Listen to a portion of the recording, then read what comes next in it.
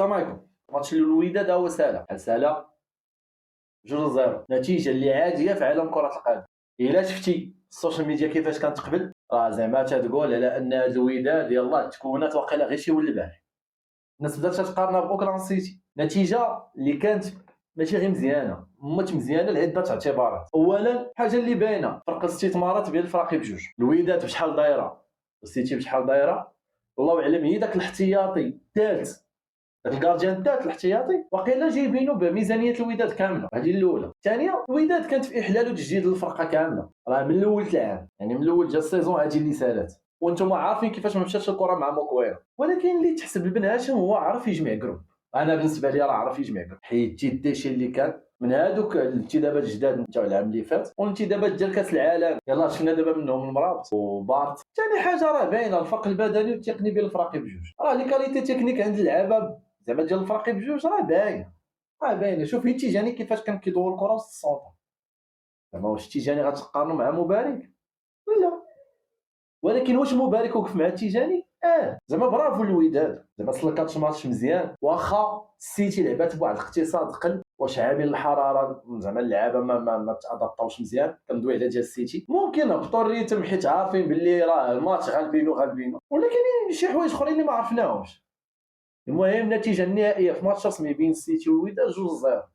التاريخ قال هذه النتيجه هذه، وبغيت نقول برافو زعما لمحمد امين بن هاشم اللي بين زعما بان الاطار المغربي راه ممكن زعما يمشي بعيد عالميا. حنا تنحضروا بعضياتنا زعما بدليل على انه السيد مجتهد ماشي كسول بحال بزاف المدربين عندنا في البطوله، زعما عرف يقرا السيتي، زعما واخا المده كانت قصيره كيفاش جمع الجروب، الطريقه كيفاش لعبوا، وزعما كان تكلح ما بين اللعابه كاملين، راه زعما تحسب له. عاد زيد عليها كيفاش لعبوا كاملين ككتله واحده زعما في البلوك با بين الميديوم والباك، كيفاش طيح البلوك، اعتمد على المرتدات اللي كانوا ناجحين في بزاف الفترات الماضيه، وكيفاش اعتمد على لافاي ديال لويس. راه فاش كنقول لك حاول يقرا السيتي، راه زعما حاول يقرا السيتي ولقى واحد الثغره اللي كانت مزيانه، الثغره ديال الضايل الايمن ديال السيتي. غوارديولا ملي جا السيتي وهاد القضيه كان ديما كيلعب فيها بوالكر وبكانسيلو، ودابا لعبها بلويس كونتر الوداد، اللي هي لقيتها فاش تكون الزياده العدديه عند السيتي او الكره عند السيتي بطبيعه الحال غتستحوذ عليك الطايل الايمن كيعطي واحد الزياده عدديه للوسط، كيوليو لاعبين بثلاثه اللور. لويس ولا اي ظاهر ايمن راه فاش كتزيدو تما راه طبيعي غادي ينسى راسو وسط الميليو. المرتده كتعتمد على المساحه اللي كتخلي نتايا في اليمين، وهذه القضيه استغلها بن هاشم. انا بالنسبه لي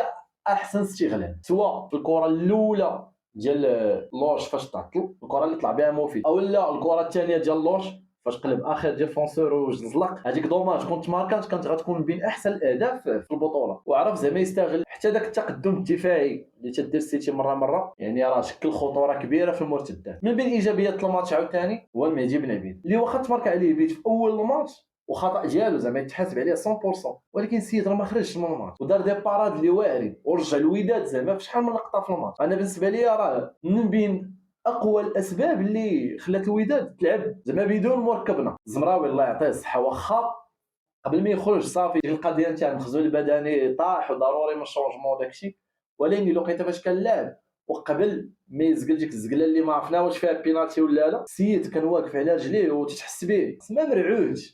انت عندك رجليك وانا عندي رجلي، كيشد الكره كيعطي باس صحيح، الا هرب كيهرب هربه صحيحه، الا قلب كانوا عنده قلبات زوينين وسط الميليو. واصلا هو من التخربيقه ديال موكوينا كان كيبان بلي لعاب اللي تقدر تعتمد عليه. المدرب اللي جا غيلعب مفيد من بين اللعابه حتى هما اللي كانوا مزيانين، من بين ايجابيات الماتش زعما اللعابه اللي كانوا في نهارهم. السيد ما دخلش في الظهر، كان حسكا دفاعيا وهجوميا، ما عرفتش هجوميا كون كان بوشتا كانت غتكون هضره اخرى، غير هو مفيد حسن من بوشتا دفاعيا. يعني سافينيو راه واخا كلا ولا شرقي راه ما لقاو معاه المشاكل.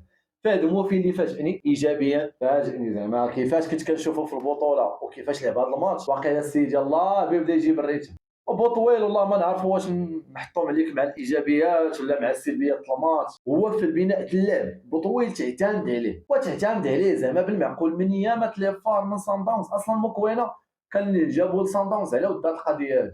السيد كيلعب برجليه ويبني معاك اللعب بواحد الطريقه زعما ديال لي بروفيسيونيل. من غير جوج حوايج، اولا هذاك البوا زيد والله ما بقيت عارف زعما كيفاش انت راه سميتك اتليت اصاحبي، انت اتليت لعاب كيفاش كتلعب اصاحبي بهذاك البوا ما عرفتش. هذه الاولى. الثانيه هذاك البيت الثاني راه كتحاسب عليه صاحبي ماشي 100% راه 200%. واش تحب راسك لا مع السوالم ولا بروشي كورنير باراريتي وانت لاعب مع فرقه اللي ما تتسقلكش الديطا يا صاحبي كتسنى فيها. انت كتسنى فيها بحال غيطلع معاك زكريا بالمعاشي وهو خطفك دوكو 2-0. وهذا الشيء كامل ومازال ما شفناش عمر الصومه لقدام. عاد تنقول له كان عمر الصومه كنتي تترجم شي محاوله للبيت ما عرفتش. الحاجه اللي كتبان لك مزيانه وهو هذه الفرقه راه ممكن من هنا لقدام في البطوله غادي تجي لك القلق في البطوله والكاس. عرفتي انت باش تبريباري بكاس العالم راه ما ساهلاش. ونقولها ونعاودها الفرقه يلاه تتقاد يلاه تتكون جروب وبضرب واجيز زعما انت كابن هاشم زرع فيهم هذا الشيء راه فرقه البطوله يستعدوا لي شريط غادي يختاروا. هذا الفيديو ما سكريبتي ما والو شعلت الكاميرا واللي عندي قلته. شكرا على وقتك اللي عطيتيني يا صديقي. نتلاقاو في فيديو جديد ان شاء الله.